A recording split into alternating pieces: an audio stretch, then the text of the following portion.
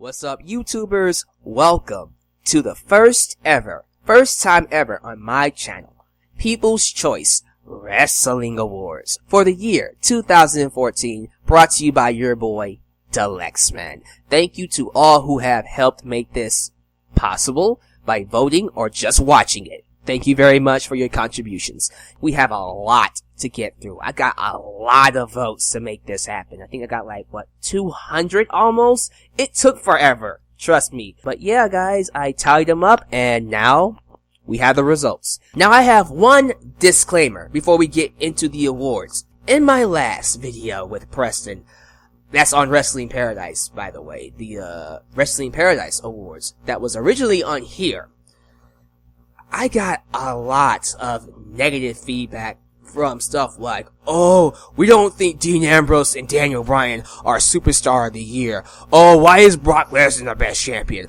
Why did the Bella Twins get the worst storyline? Guys, at the end of the day, it was my views, it was my perspective. Granted, I tried to be as fair and objective as possible, but at the same time, I'm seeing wrestling from my eyes and from my perspective. So of course, there's gonna be some subjectivity to what the video was. That can't be helped. I apologize if you guys were upset by it, but looking back on the video, I had close to 100 dislikes, and I'm thinking, is it that serious? I mean, I shouldn't be upset because it shows me that you guys value my opinions that much to express it, and that's cool. But at the same time, does it really matter? Let's say, for instance, Brock Lesnar does win Superstar of the Year for this video. Does it really matter? There are multiple winners that could be argued to be Superstar of the Year. You could argue a Daniel Bryan. You could argue a Dean Ambrose. You can argue so many people. Hell, I heard the Rolling Stone named Dolph Ziggler Wrestler of the Year in their magazine. Awesome. They have that right. Some people on NXT could be Superstar of the Year for all I care. It doesn't matter as long as it has validity. And for the most part, the winners for these awards all have validity.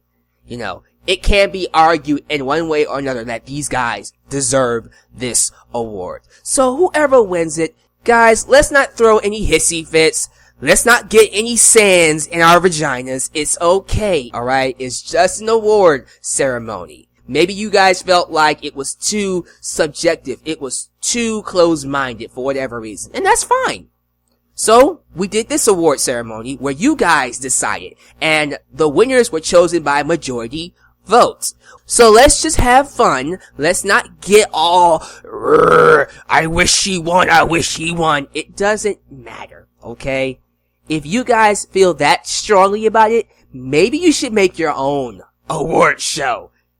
How about that? But enough of that. Let's go ahead and get into the People's Choice Awards. Starting off with the first award, the Female of the Year. And the winner of this award goes to Paige. Paige was our pick for the Wrestling Paradise Awards, and I'm gonna assume the reason why most of you chose her is the same reason we chose her. She left a big impact for not just her, two-time Divas champion. First day she got on the roster, she beats AJ Lee, gets the championship twice for only being 21 years old, and I believe she's the first NXT Diva to actually do that. So she carved a path for divas like Charlotte and Sasha Banks and Bayley to one day follow. I have no other reason to think that she shouldn't be worthy of this award. I think Paige is awesome, and she's only 21 years old. Isn't that crazy? But let's talk about the runner-ups. AJ Lee got a ton of votes. She tailed Paige all the way up until the final vote. But alongside AJ was Brie Bella. You Bella Twin fans showed up for this video. And let me say this about Brie, because I know some of you are still sour, still sore over me giving them the worst storyline of the year in my awards video. Well, despite what I might feel about the Bellas, I will admit Brie has made massive improvement this year. Her feud with Stephanie McMahon was great. There is nothing I can say that can take that away from her. Okay, now the rest of the year, not so much, but that feud was awesome. So, people saying female wrestler of the year? Sure. I'm fine with that. I think she's a good wrestler. I think the problem with Brie is the same problem with the rest of the female wrestlers. They don't get the right storylines, the right feud, the right time, the right necessary booking to look good on the main roster. So I don't necessarily take anything personal with Brie. I don't have any personal grudges against the Bellas, Nikki or Brie. I don't know them.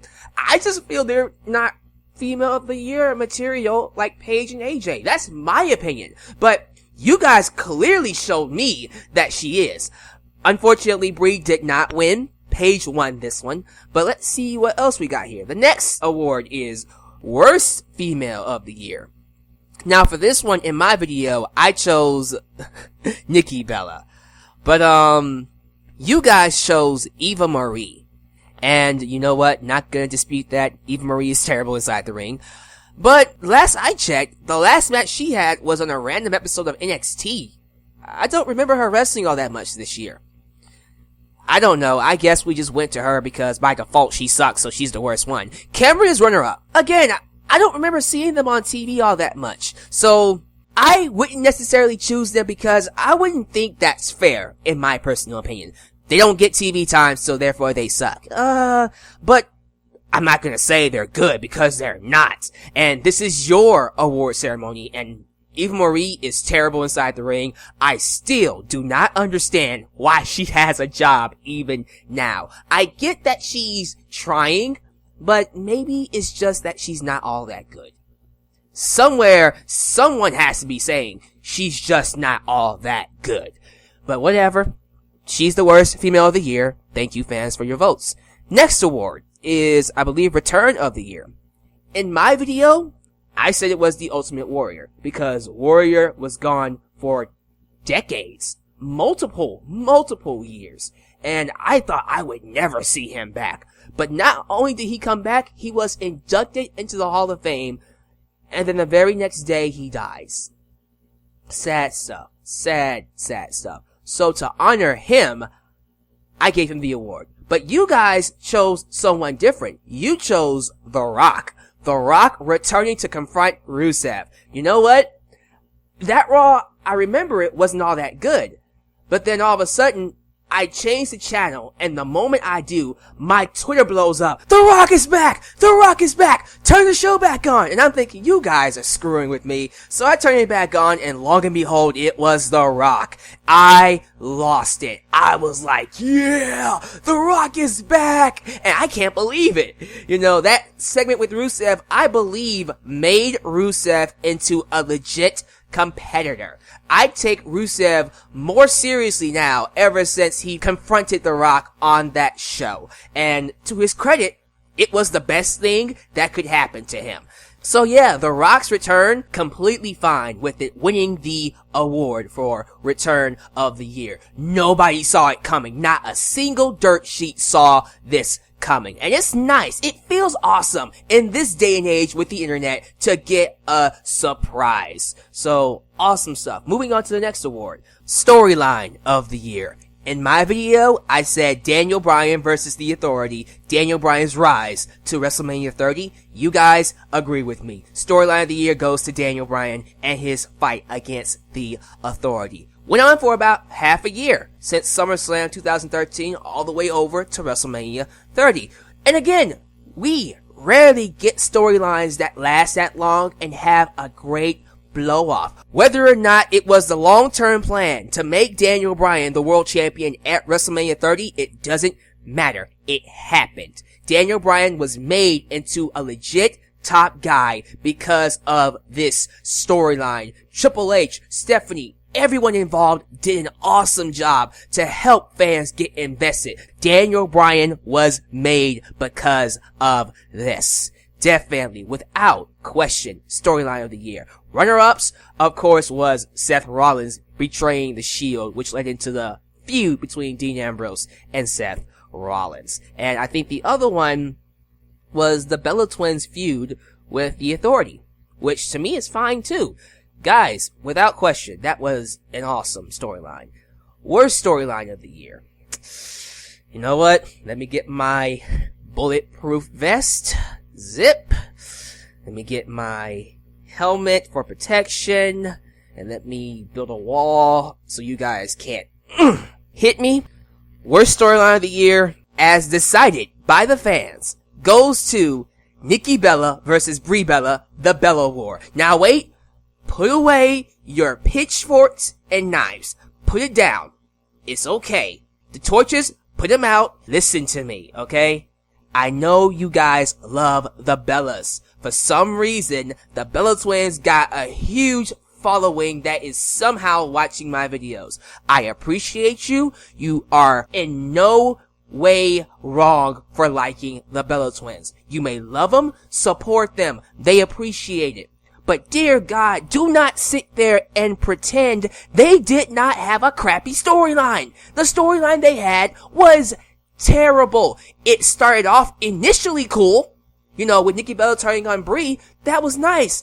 And then the promos, I wish you died in the womb. Oh my God, that was garbage. The whole growing up Bella segments, she took my boyfriend, she stole my car and used my license because we look like twins, she used my name to cheat on the test, whatever. It was stupid. And then the Jerry Springer segment. Oh, it was all bad. It was all terrible. And for what reason? So Brie Bella can be her slave only for her to join back with her? So we're supposed to pretend that none of this happened and everything is alright? This is so stupid. No blow off, a terrible blow off if anything. The journey there was just mind-numbingly bad, and these two just did not work well with each other. So the fans decided the worst storyline of the year, as I said in my awards video, is the Bella War. Brie versus Nikki. It is. Nothing personal against them. They just had a crappy storyline. Was it the only crappy storyline? Absolutely not. The stuff with the Bunny and Adam Rose was downright laughable and just painful and embarrassing to watch. We also got Fandango's love triangle with Layla and Summer Rae. That was bad. The Dixieland storyline on TNA, I don't want to get into that. That one was terrible. But I think majority agrees that the Bella War was the worst thing that happened on TV. But moving on to headline of the year. The news that broke the internet the most. I have to say, the two nominees that kept on going back and forth was Taker's streak ending and CM Punk leaving. We also got picks for, Sting coming in, the Warrior's death. But for the most part, it was between CM Punk and The Undertaker's streak. The winner?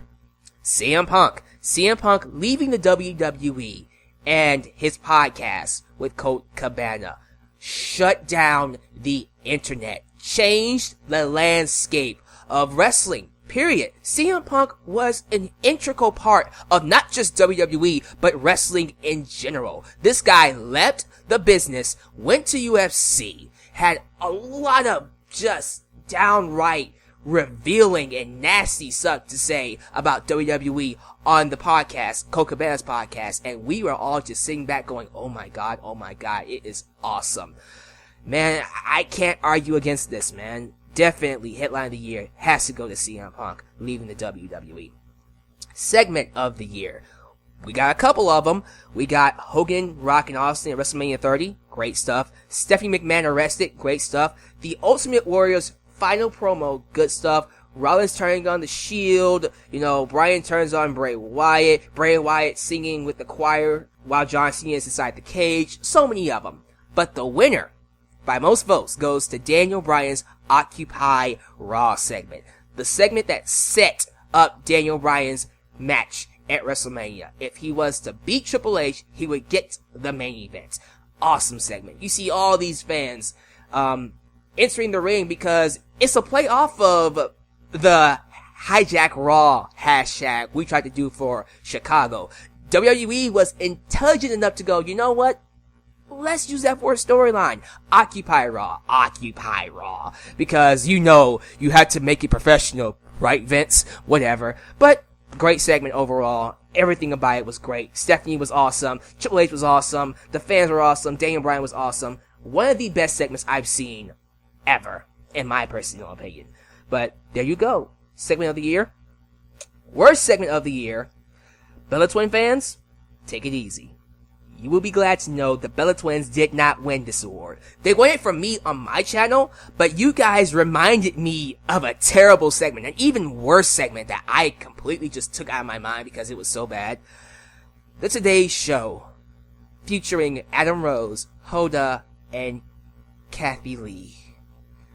I don't remember what Raw it was. I don't want to remember what Raw it was. All I remember was these two women went in there, acting drunk, breaking bottles over their booty. The crowd was taking a big dump on it. It was so bad. It was getting so much heat. They had to keep on playing Adam Rose's theme song to drown out the booze. It was that bad. And you know what? It deserved every single amount of heat it got. WWE, maybe you shouldn't invite every single celebrity that wants to be on Raw. You know, I get that we're trying to bring more eyes to the product, but this guest host stuff just isn't working. I was never a fan of the guest host, at least not for the celebrities. Not for these celebrities. And last I checked, doesn't Kathy Lee hate wrestling?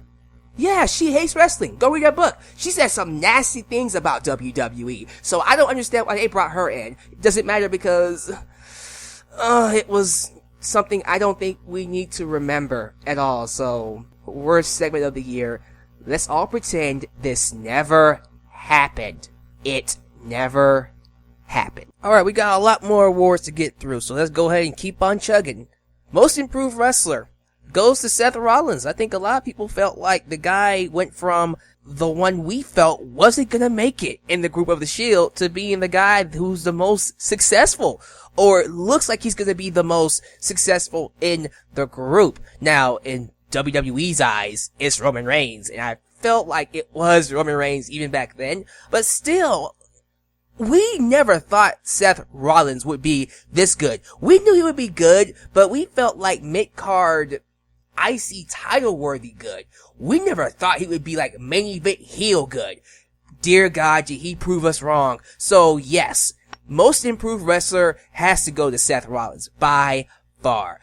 The least improved wrestler happens to be Roman Reigns. You guys said it was Roman Reigns.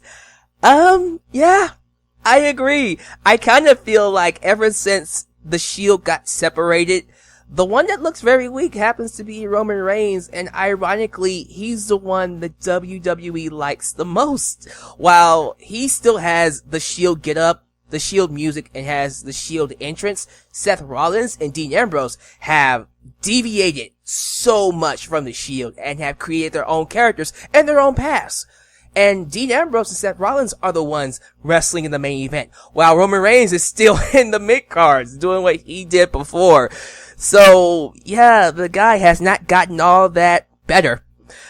But he's gonna be the world champion in 2015. So you guys get your cock fist ready, because he's about to make it rain in this bitch. Had to get it out one time. But thank you for those who voted for that category. Let's move on to the next one. I believe it's Breakout Star of the Year. Like we said, you guys agreed, Dean freaking Ambrose. It was going back and forth between Dean Ambrose and Seth Rollins, but if Seth Rollins would have won, I would have said the exact same thing I'm about to say for Dean Ambrose. Had one of the best feuds of the year, had some of the best segments of the year, had really, really awesome booking, and from the Shield all the way until his match against Bray Wyatt at TLC, he has done nothing but entertain me consistently. Guys, it does not take much to make me a favorite of yours. Just entertain me consistently. That's all I ask. And Dean Ambrose, from everything, his promos, his in-ring work, to his character, to the small stuff he does inside the ring, the little crazy lunatic French stuff that he does, like, waving his tongue around and shaking his head. I love it. I love every single thing of it. And as icing on the cake, this guy right now is the top merchandise seller in the WWE. He has surpassed John Cena, the third wrestler to do that. CM Punk, Daniel Bryan, and then this guy. Maybe the fourth, because I think Zack Ryder at one point was outselling John Cena. I don't know. But I'm gonna go 3 just to be safe, because I know Daniel Bryan and CM Punk outsold Cena. So yeah, breakout star of 2014 for sure. Okay, if you guys don't mind, I want to breeze through a couple of these awards. We all agree on Babyface of the Year. That's Daniel Bryan, for sure. Why? Because he's awesome. Yes, yes, yes. One of the most likable characters on the roster. Heel of the Year, we all agree, it's Seth Rollins. Such an awesome evolution of this guy. We thought, again, was not going to be anything special, but then became Mr. Money in the Bank, main evented Hell in a Cell, had an awesome feud, probably Feud of the Year. We'll find out if it is Feud of the Year with Dean Ambrose, and so many other things. For sure, he is the heel of the year. Rookie of the Year is Rusev. I agree. I think for someone who debuted this year at the Royal Rumble, he has made a huge impact on the roster. Yet, again, he confronted The Rock, had this storyline of being, anti-American, which at first I thought was gonna suck, but Lana and him are making it out to be really cool. With Vladimir Putin and the Russian and we hate America, and I don't know how my Russian accent sounded. That was probably terrible. I don't know. But, really good worker, and I look forward to seeing what else he does. NXT Superstar of the Year, we all agree with Sami Zayn. For sure. Awesome talent. What a year. Someone that shows us how a babyface is supposed to act. Someone who does never give up better than John Cena. All his losses, all the matches that made him struggle. You felt it. You were there along for the ride. And that title win, amazing. For sure. NXT Superstar of the Year. And to think, we all thought when they got rid of the mask, we were gonna stop caring. Boy, were we wrong. Sami Zayn is so much better than El Generico, and that is saying something. NXT Match of the Year, it was either between Cesaro and Sami Zayn, or Sami Zayn and Adrian Neville. And it came down to the wire. The winner is Sami Zayn versus Adrian Neville. Great storytelling match. And let me say this. I love the fact that we didn't have a heel in this match. The crowd booed Adrian Neville because they wanted Sami Zayn to win. Adrian Neville showed some heel tendencies, but he never really turned heel. This is how you book a babyface versus babyface match. I could watch it over and over again, and it will never, ever get boring. Like I do with Taker versus Shawn Michaels at WrestleMania 25. Watch it over and over again, and it will never get boring. And also, Dave Meltzer gave this match a 4.5. No, a 4.75. So close to 5 stars. There you go. That just goes to show you how great this match was. So me, Dave Meltzer, both agree with you on what was the best NXT match of the year. For some, the best match of the year, period. Absolutely. Moving on, the next award I believe is the Inspirational Wrestler of the Year. The wrestler who I felt when you watched him, he just got you motivated and got you pumped up to just do stuff. That was Daniel Bryan to me.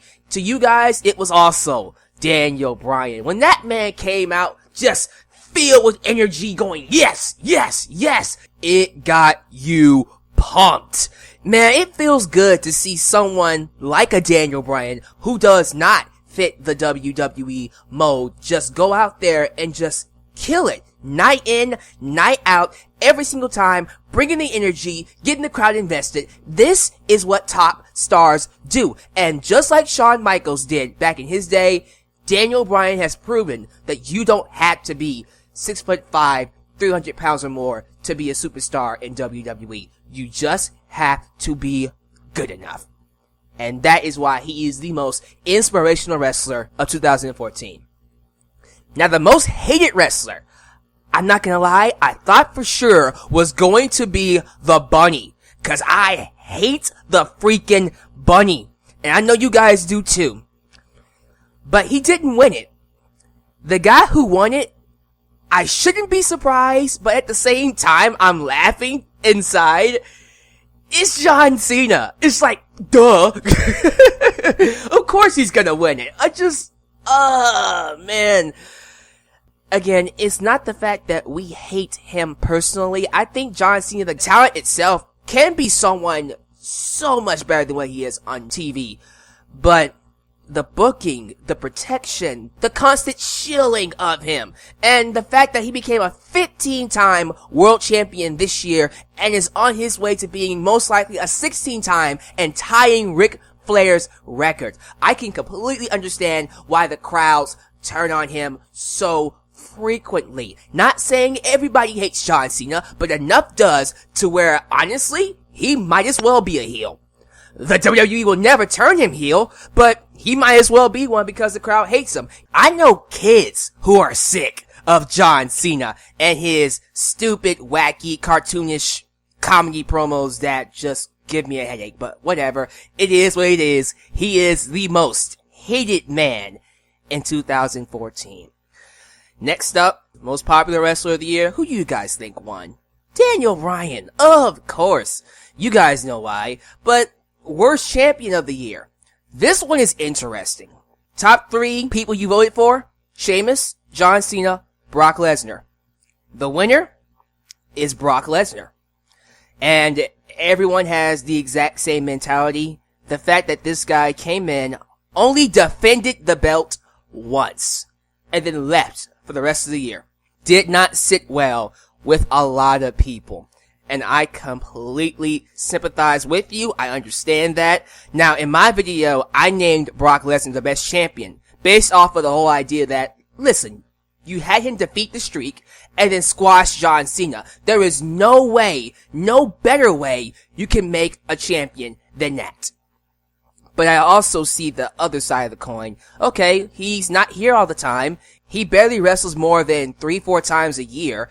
So why is he champion if he's not going to be around? And quite frankly, I can't argue with that. Yes, we can sit here and say the fact that he's away makes the championship much more special and makes him more of a special attraction. The fact that we don't have a world champion on TV, that is just crazy to me. That has never been done before. As a matter of fact, well, it's been done before because The Rock did it, but it's not tradition. And when I hear Vince McMahon talk about how the championships mean nothing nowadays, it's reflected with Brock Lesnar. And it's so mind-numbing to me that they couldn't at least get him more dates to work with. I don't get it, man. I don't agree with Brock Lesnar being gone this long, because the next time we see him won't be until the Royal Rumble. Think about that. That is a long time to not have a champion. People have forgotten. People have told me they forgot we had a WWE champion. As much as I like to think Brock Lesnar is a good champion, the fact that he's gone this long and not defended the belt just kind of shows you that maybe he's not the best world champion at all. So, there you go. The worst champion is Brock Lesnar. The best champion is Rolling Stone's Wrestler of the Year. You guys chose Dolph Ziggler, the IC champion. Absolutely. One of the workhorses of this company. I love this guy. And as much as I hate to say it, it bothers me that he will not be winning the Royal Rumble. Because I think someone like him would take that and just go straight to the moon with it, but what do I know? I'm just a guy that's an internet fan, and what I think doesn't really matter. Jesus Christ. But you guys see it. You guys know he's a great worker. You guys know that if given a chance, this guy will knock it out of the park, and he does it every single time he wrestles. Consistently. He has some of the best matches on Raw, on SmackDown, on pay-per-views. Had a great moment at Survivor Series. Got the rub of his career, having Sting go out there and help his team beat Team Authority. And it's a shame that we're not going to capitalize on that. And it almost frustrates me, but I'm not going to turn this into a rant video.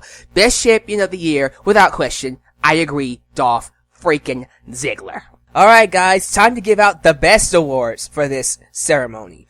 Feud of the year goes to, by majority vote, Dean Ambrose versus Seth Rollins. Abso-freaking-lutely. These two killed it this year. Started off as buddies inside the Shield, one of the most dominant factions since Evolution, who ironically they feuded with before they broke up.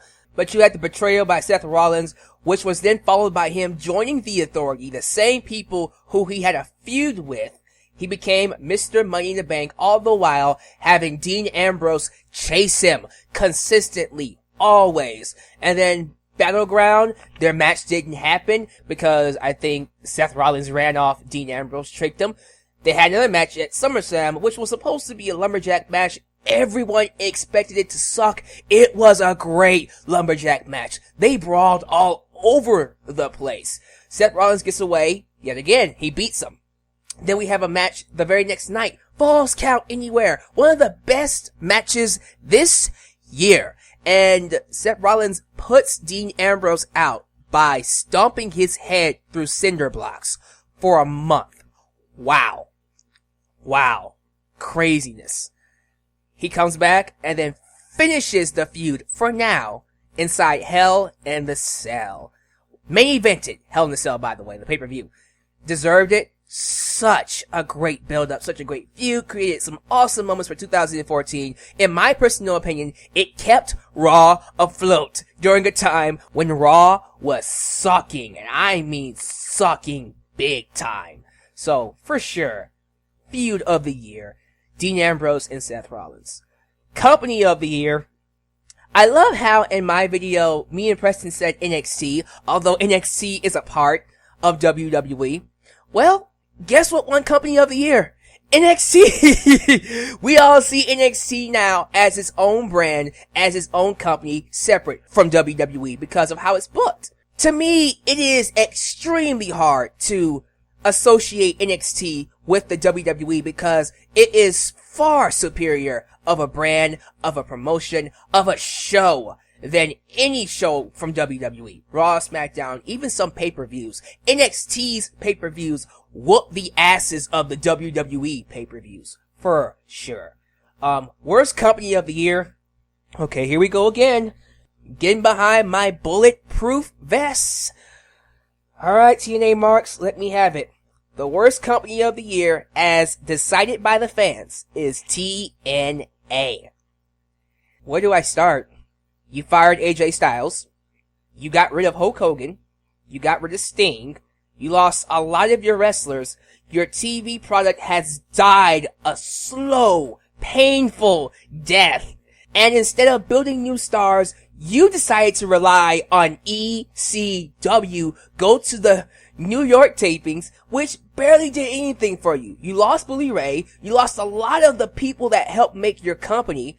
And now for some reason, you survived, because I thought 2014 was gotta be it for TNA. But they survived. They are now on Destination X. And I'm sorry, it doesn't look like it's going to get any better. Because the people running the ship don't know what the hell they are doing. And until those things change, do not expect TNA to get better. Do not expect TNA to be a threat to anybody, let alone the WWE. And you know what? I think it's safe to say TNA is no longer the second biggest company in the wrestling world. That might be, if not ROH, Lucha Underground. But yeah, TNA, worst wrestling company of the year. And don't get me started on the storylines. Alright, I think we all know what won best pay-per-view of the year, right?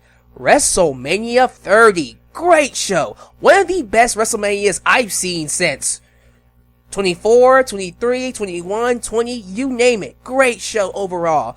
The Daniel Bryan stuff. Fought Triple H, won the main event, became champion. That storyline. Cesaro won the first Andre the Giant Battle Royal. Cena and Bray Wyatt, great match. Hogan, Rock, and Austin segment, all under one roof. Awesome.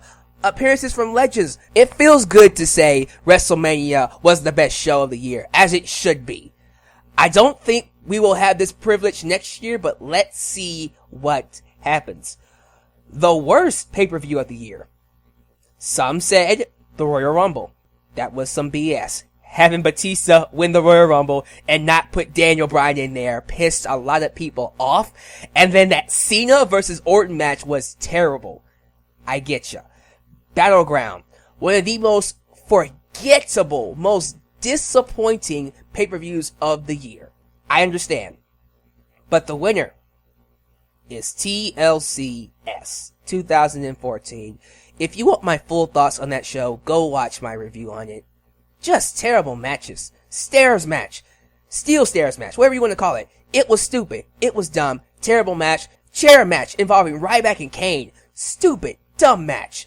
Good God. AJ versus Nikki was bad. Cena versus Rollins was a terribly overbooked match. Oh my God. The only good matches on that show involved Ziggler, Luke Harper, and Bray Wyatt and Dean Ambrose. Everything else was god awful. Definitely one of the worst pay-per-views of the year. And I feel sorry saying that because Dean Ambrose and Bray Wyatt main evented it. But it's the truth. Match of the year. We had a ton of great matches this year. From, Rollins versus Ambrose, to the main event of WrestleMania, to Daniel Bryan versus Bray Wyatt, to Bray Wyatt versus Cena, to Bryan versus Triple H, to Ziggler versus Cesaro versus Kid on SmackDown, to The Shield versus Evolution, Money in the Bank, Contract Ladder Match, Team Authority versus Team Cena. But the one that will stand the test of time is The Shield versus the Wyatt family at the Elimination Chamber. Before the match even started, the crowd was chanting, "This is awesome." We all said this match should have been on WrestleMania. And you know what? The more I think about it, it most likely would have been smarter to put this on WrestleMania because the Shield had nothing to do and Bray Wyatt lost to John Cena. So I think it would have done them better to have this match at WrestleMania because, dear God, in hindsight, maybe it would have been better for Shield and Wyatt to be on WrestleMania. But that's just my opinion. Match of the year for sure.